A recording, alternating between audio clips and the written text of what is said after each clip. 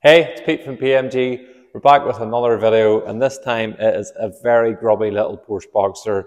Normally we do a montage for this bit, but this car is so bad that we thought we'd just do a walk around with me and show you just exactly what we mean. Stevie, when do you see this? This car really is absolutely gross. Every piece that there could be greenery on this car, and even pieces like down here where there shouldn't. I don't know how, but this car is an absolute neglected mess. So there are two different types of Porsche owners usually. You have the Porsche guys that are really into the cars and they care about things like do the bottoms of the valve caps line up with the crests on the wheels and all sorts of really, really sad things like that. And I put myself in that sad camp. And then there's the type that owns this where it's just a fun little summer car and, well, this has probably not been washed in quite a few summers by the looks of things. Now, what it was really meant to be here for was just to clean it, and, well, that would be a mammoth task on its own. Look at the state of this hood. I'm actually not sure that'll clean. It might need dyed, and in which case we're going to have to get a colour kit for that. But everywhere around this car, totally destroyed. Totally destroyed. And on top of that, it's really swirly and dull and lifeless just to add into the mix. Unfortunately, we don't have smell-o-vision, but I think you can confirm. What do you think the inside of that car smells like? And the answer's wet dog. Yeah, it's not pleasant. Not pleasant at all. So originally, this was meant to be just in for a real good clean. And I thought, why not make a bit of content out of this? And also, it would annoy me that all we'd be doing is just cleaning. So we're going to do some paint correction on this. We're going to do a form of coating. It's not going to be a ceramic coating. We'll talk about that later in the video. But I'm doing a good thing. It's the Christmas spirit right here. And they're going to get an upgrade that they haven't paid for. But we'll hopefully get it back in good content. So now I need to get it out. And it's going to be a long day of washing. This is going to be a YouTube-style detailer wash where we legitimately go through every step. We don't always do that because it's not a process that requires every step at every stage, but this one's going to. So we'll get stuck into that. Hopefully we can make this look like a nice Boxster. First things first, we're starting out with this manky hood. Now, in all honesty, I don't think this is going to really clean, and I think dyeing is going to be the end result, but it doesn't mean we're not going to give it a good go first of all. So before we apply any chemical to this roof, we're getting it absolutely saturated with water first of all. So we're using the power washer for this, but it's important to notice that we're not actually blasting the roof with the power washer, we're just getting it completely soaking wet so we can get that chemical sprayed on. The two of them can mix together when we agitate it and give us the most effective cleaning solution. So we're going to absolutely saturate this roof in cleaning chemical. There's so much green and algae build up on it, really in every seam and crevice, and even the flat parts of the roof are just green and discoloured from neglect. So it's important to let this get on and soak for quite a while before we then begin to agitate it. Breaking out the big boys with the steam cleaner, this is going to be part of our assistance in scrubbing the roof. We're going to use the brush attachment, and then just hopefully a combination of that steam is going to loosen and soften the algae that has clearly lay on there for a long time, and then the scrubbing action with the brush end on the cleaner is also going to help. This is going to no doubt be a multi-stage process, but this is certainly a good first step in removing the bulk of the algae. That is nasty, nasty sitting on that surface. But we'll get it rinsed off, and then no doubt it's going to be round two. So gently removing that cleaning chemical using the power washer from a distance and at its widest setting. It's important to never pressure wash a canvas roof on a car. If you've ever seen one that's got lines in it from a power washer, that's not actually clean lines, that's actually where it has damaged the canvas itself. So keeping it at distance is the safe way to do it, or if you're not comfortable with that, just use an open-ended hose. Round two, get the chemicals out again. We probably are going to repeat this multiple times. This step is just a repeat of the first one. Moving in with the Viking brush this time, we're really scrubbing at that, and you'll see it's getting a lot more soapy than what it was with the steam cleaner, and it's also turning a lot more green. but that first initial stage with the steamer will have softened everything up and made this stage much more effective. Feeling a bit more confident now that we're getting tucked into it, but I still have a feeling that we're going to need to dye the roof at the end of it all. A final rinse down of the roof, and then we might repeat the stages 2 or 3 more times. We'll just see how effective it is. But don't worry, we're not going to show you any more of that. Finally, we're going to move on to the bodywork, which needs an equal amount of attention. Look at that manky, disgusting bodywork. I'm going to sort that now with some Anachem Citric Clean. That is our pre-wash, and we are going to absolutely drench every surface in this car, because anywhere there can be algae, there is, and even in places I've never seen it, there is as well. So this is going to be a really effective way to start cleaning and getting rid of that and getting the paint back to some sort of condition that we can begin to machine polish the car. Now the fun bit that everybody loves, applying the snow foam. Putting this directly over the citrus pre-wash, the two products are going to work in tandem with each other to loosen that years old dirt and grime and algae, and just really make things much easier when it comes to the mechanical wash process side of things. While that's dwelling, we're going to move on to the intricate areas with the detail brush, such as the badges and all the seams and edges where the algae is particularly bad, and then we're also going to clean the wheels while the snow foam is dwelling and doing its thing. So, before we even start touching the wheels, we're going straight into those wheel arches with the pressure washer and giving it a really thorough rinse, making sure we get off all the loose debris. This is a really important step, and it's something you should do every single time you wash your car. It's going to help prolong the life of any of the components in and around there, and just leaves a nice, tidy, well-kept vehicle.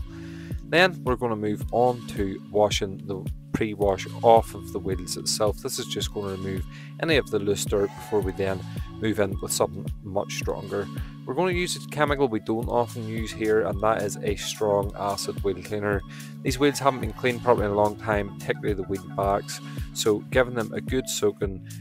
And it's important, if you're using a chemical like this, don't do what I'm doing here, and make sure you wear gloves and maybe even a respirator, given just how strong the chemical is. But this is a good old case of do as I say and not as I do. Once that's on the wheel, we then are going to jump in with our various different sizes of wheel woolies, starting with the bigger one first, that we can really get in the backs of those wheels and agitate that years old dirt. One of the smaller wheel woolies lets us get into the little crevices in the wheels. These are invaluable tools, and we use them every single time we're washing a set of wheels in the car. Absolutely fantastic at meaning you can get at the most amount of area possible, and then we'll finish that up with one of the little detail brushes like this.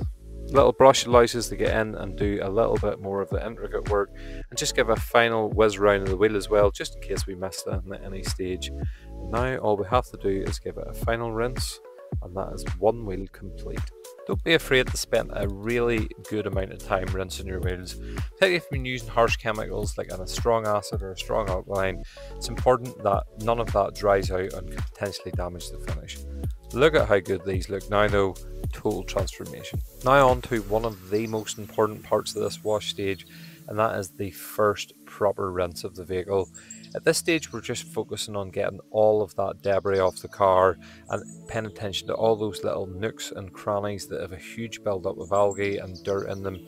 We're just going to really spend the time blasting out every little seam and surface on this. Now, if you're nervous about using a power washer this close, it's worth bearing in mind that part of our initial assessment, we're looking for areas where we can potentially get some lacquer peel from any stone chip damage or poor previous refinishing, etc. If you are inexperienced, I wouldn't recommend this, but for us, when we're doing this day in, day out, we know exactly what we're doing. What we're achieving now is a really clean surface, and that's going to be important before we start into the mechanical wash stages of the car. Spend a good bit of time here just blasting out absolutely everything, so everything is as clean as possible once we get the car finally into the workshop. Now for the mechanical wash stage, get another little bit of snow foam on the car, and that is just adding a lubricant really to the surface, and then a little bit of extra cleaning power too. And then we go in with the mitts, and I can be quite heavy handed because the paintwork in this car we're not going to damage it from this one wash. But I would like to scrub all the surfaces of the car, so that's important to get in there. Microfiber wash mitt, and then now giving the car a final rinse before we start the final stages of decontamination on the car.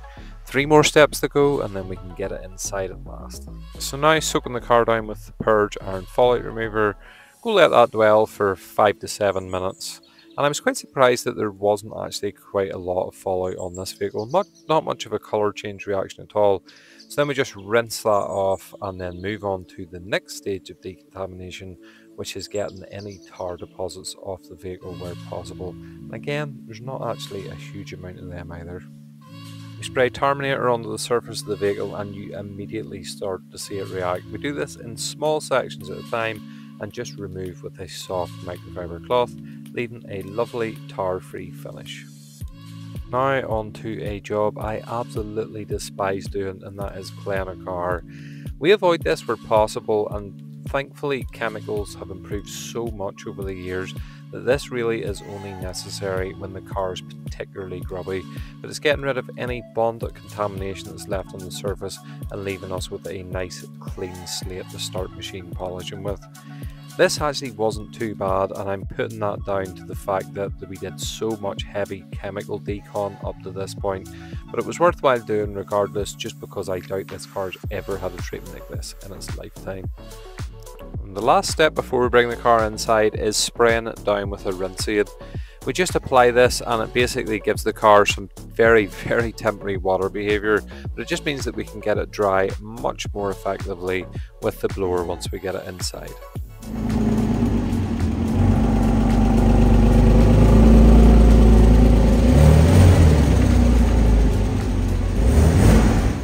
Now we use the forced air dryer to get the car dry as quickly and effectively as possible. It's great because we can blast out the seams and edges and avoid water drips as we start into the machining process. Already though, this is quite a transformation of the car, but what's it going to look like once I get it right to the back of the building? Who knows? So it actually turned out a week had passed before we ended up getting time today to get the little Boxster out and the wash bay. And well, we've spent quite a bit of time out there, as you've seen already. But that was a real necessary part of the prep of this car. There was no doing any half measures. It really needed it all. But as you can see already, just from a good, proper, deep clean, the car looks fantastic. It's a huge transformation. And in all honesty, the owners of this would probably be happy if we dressed the tyres and sent the car out at this stage. It probably would fit their brief.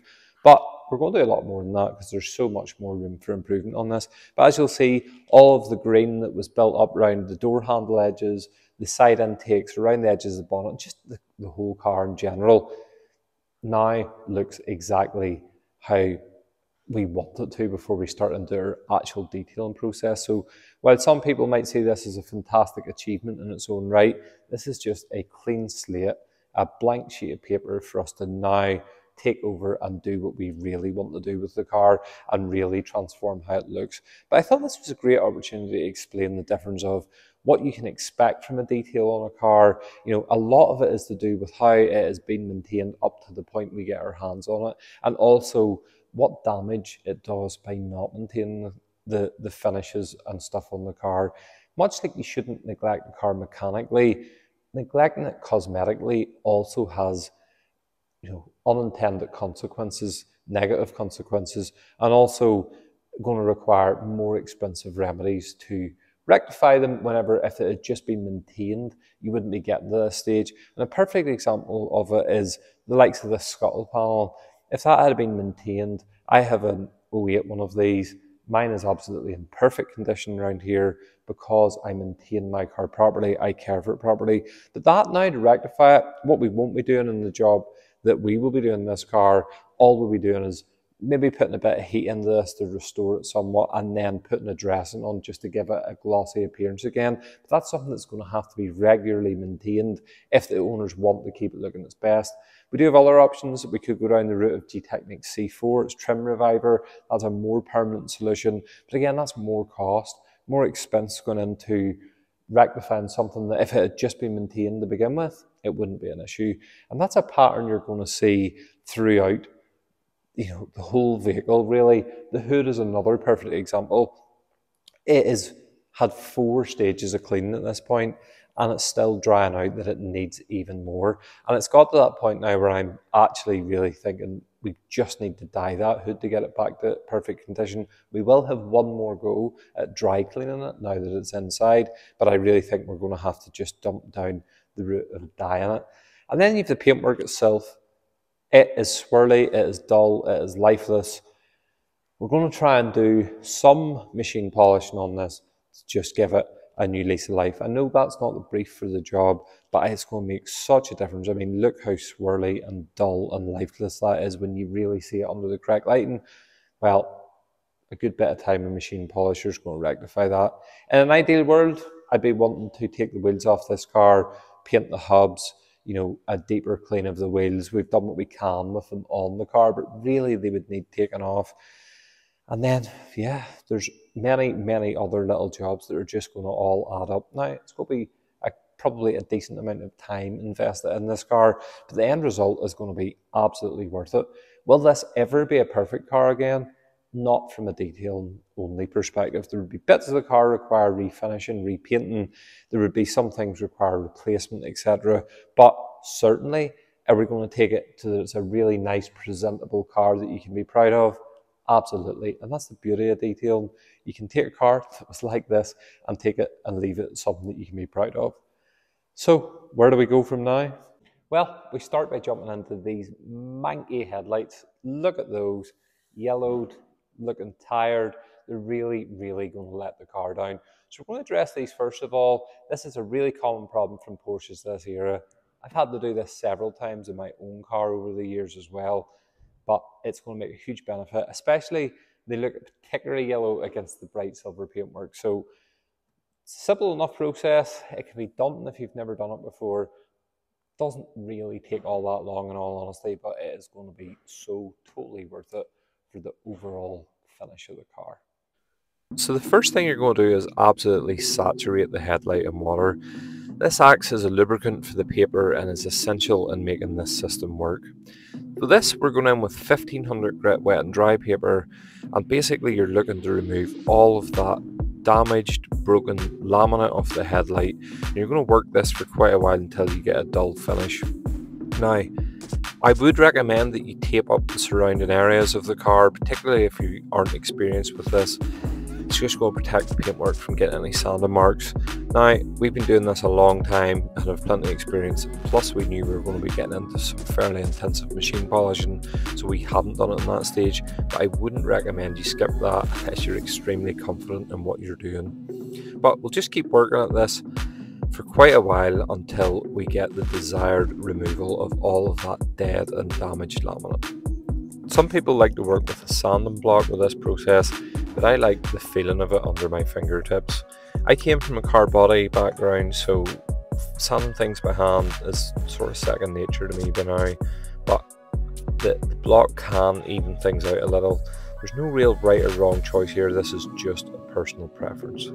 So we just continue to work that now until we have all of that damaged laminate smoothed out as best as possible. Now we're going to move on to the 2000 grit paper. This is just going to smooth out the deeper marks from the 1500 grit sandpaper and make things a lot easier when it comes to the machine polishing stages and restoring that finish back to as new. Don't be afraid to spend a good bit of time on this, and to be honest, if your headlights aren't that bad, quite often you'll get away with just doing a 2000 grit stage and then moving to machine polishing. But these headlights were really yellowed, the laminate really was quite damaged on them, so this is the smartest way to tackle them. But it's going to look absolutely incredible once we get onto the polishing stages. But for now it can look a little scary, as you can see they look quite dull. And this is where the magic starts to happen. We're jumping in with the LHR 75 and then some Roops heavy cut compound and one of their extreme cut microfiber cutting pads. This will make short work of restoring the finish in these lights. We're just going to work in very small sections and really break that compound down. But you can see already it is just bringing that headlight totally back to life again. Again, we'll spend a good bit of time in this process and make sure we really have removed all of the sanding marks and broke the polish down enough that it has just left a nice glass-like finish to it. Now what I would say is, normally at the end of this we would actually give the headlights a bit of a refinement as well, but we're going to be refining the car, so we'll just do it at that stage. And again, you would want to add some sort of protection to this, and again, because we're going to be adding protection to the car, we'll do it at the end stages. But if you're just doing a headlight restoration, don't skip those 2 steps. They are vital to the longevity of this repair. And the end result, they look amazing. So having those headlights made a huge difference to the visual appearance of this car already. It already looks so much fresher standing in front of it because those headlights are back crystal clear. They look really bright and vibrant. Now it's the paint's turn, and this is the bit I love the most about detailing. I love the paint correction side of things. And this is going to be what we determine as our minor correction. Now, that term can be quite confusing and it means different things in different places. So don't take it as gospel that our minor correction is the same as somewhere else's, etc. But what ours means, it is an 80% improvement. And again, don't get too confused there. Some people talk about an 80% correction or 100% correction. Really what we mean is it's going to be 80% if it's potential. So we're going to chase out as much of the swirl marks as possible, and then we're also going to chase out some of the deeper defects as well. If we were doing a full paint correction, we'd be chasing every mark that was possible to remove. We'd be removing it, and those that aren't possible to totally remove, we'd be trying to minimize them as much as possible. With a job like this, we weren't meant to be machine polishing this at all, really. Our minor correction is going to make a drastic transformation in this. I think this is the thing that we do very well. Paint correction is the thing we absolutely specialize in, and that's what I have years and years of experience in. So we can do a lot in a little time with a car, and with our experience with Porsches and German cars in general, we kind of know what we're at and can get through them pretty quickly. The only complication with this will be it is an old Porsche. It's definitely going to have had some paintwork at times, but given that it is so dull, so lifeless, and so heavily swirled, I'm going to be really aggressive with this just because I know it can be. So we're going in with the Roots microfiber extreme cotton pads, and then I'll be going in with a mixture of Kosh Chemise heavy cut compound and maybe even some Megs 105, although it tends to dry out a little on Porsches, so the work time and the Kosh Chemise stuff works better. But as I say, there's a chance every panel will be a little bit different than the other. But this is going to make a drastic transformation in this car. This is the bit that is really going to lift it and just make it go from looking what is a really tired looking car at the moment to a really fresh one. Let's get stuck in with that and see just how much of a difference it makes.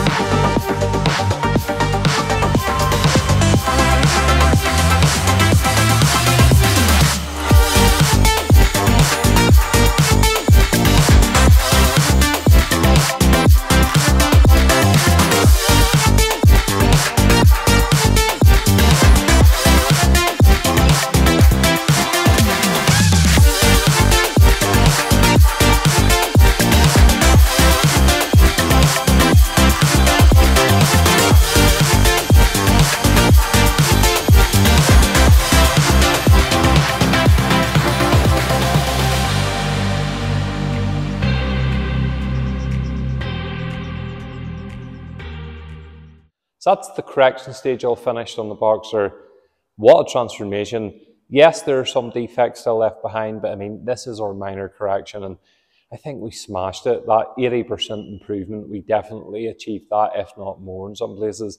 And as I kind of thought before we started with this, we ended up using such a vast array of pads and polishes on it. but the end result is all the same, and that's what we're after. Now we're going to move on to refining step, and a lot of people would just leave it at this heavy cut correction, do it as a one step and move on. But the truth is, for all the time we spend on a light refinement of this, it's going to add a lot more to the finish of the car, and the finish that you're going to really see and appreciate when it's not sitting under these intense lights. When it's sitting out in the natural daylight, it's going to have a much deeper gloss, a much sharper, more reflective finish. And the reason that we do that, or the reason that that happens really, is that you want to think of the pads and polishes at each stage as essentially like sanding.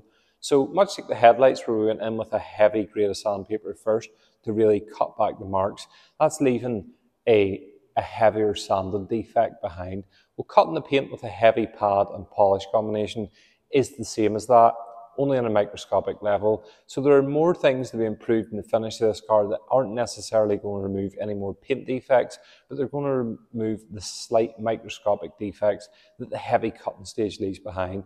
So getting gloss on a car is all about getting it as optically clear as possible, and us going in with that finishing pad and the finishing polish is just going to smooth that out a bit more like you would with a finer grade of sandpaper and leave it a more crisp, clear, reflective surface. So while it won't remove any more paint defects, it certainly will sharpen up the finish, and that's why we always two-stage a car here, because the difference of the two different sets of correction work, they do different things. So that's what we're going to move on to, and then it's the final finishing touches, of which there are a lot to do, and they're really going to pull this car together. Let's rattle this finishing set out and see how the car looks after that.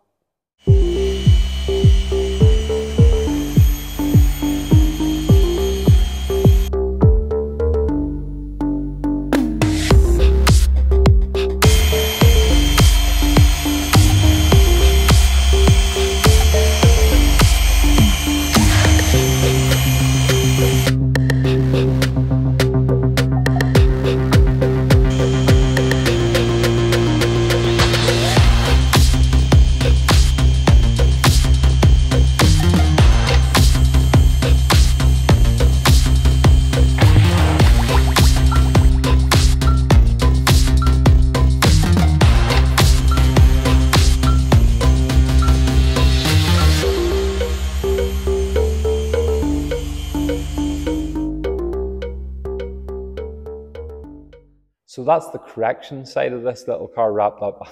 What a difference. Doesn't this look incredible compared to the car that we started out with at the start of the video? It really looks mega. I love this type of detail. You really see the progress at every single step that you take with it. And now, before we lay down some protection on the car, we need to do those last few jobs that's just going to rid it of the signs of neglect over the years.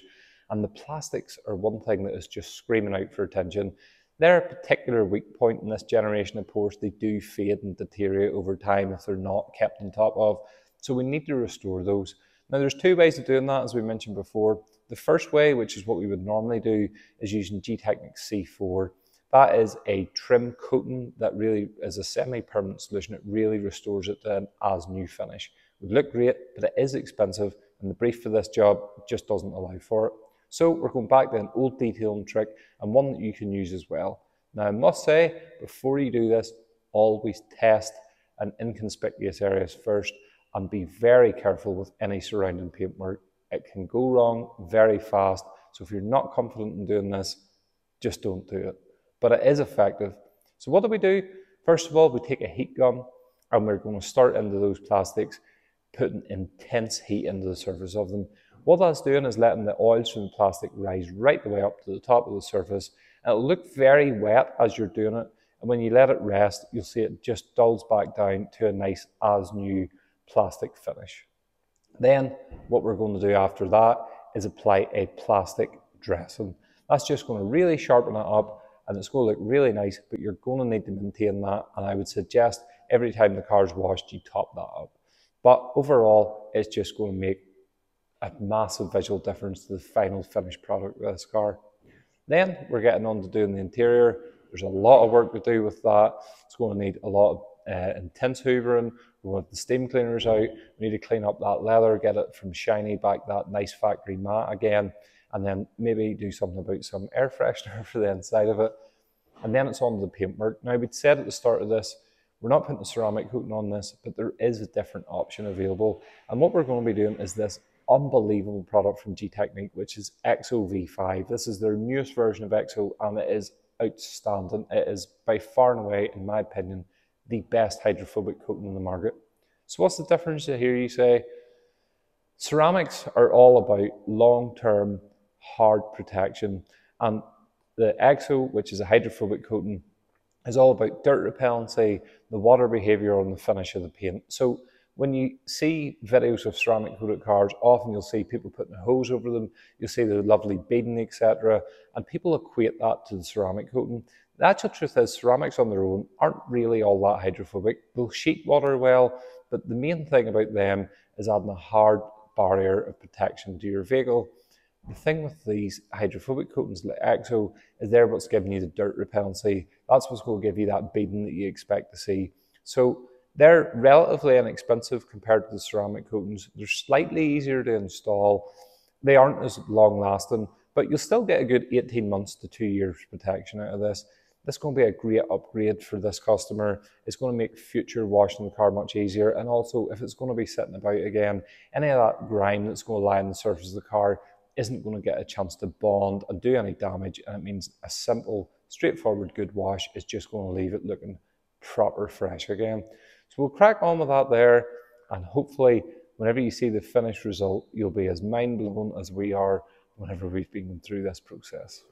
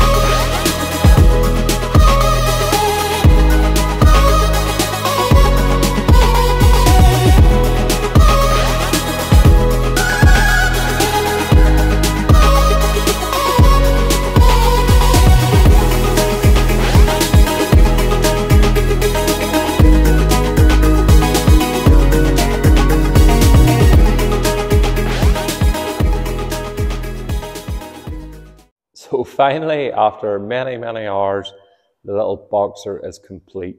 So there's just one thing left to do, and that's show you guys it finished.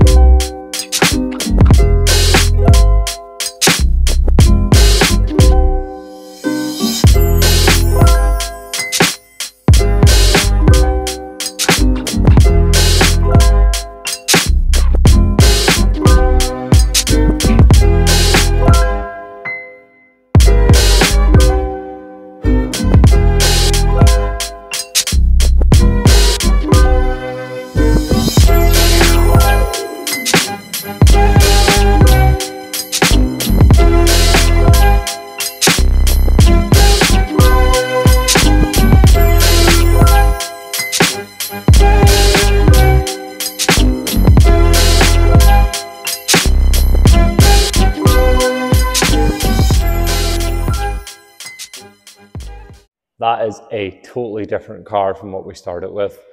What a satisfying job. This is the type of detail I really, really enjoy. And while the end result may not be a totally perfect car like we would get if we were starting with something fresher, the transformation throughout just keeps you really engaged with the job. And it's just so satisfying. And that was a car that really a lot of people would have turned their nose up at beforehand. And now it's something people could look at and admire.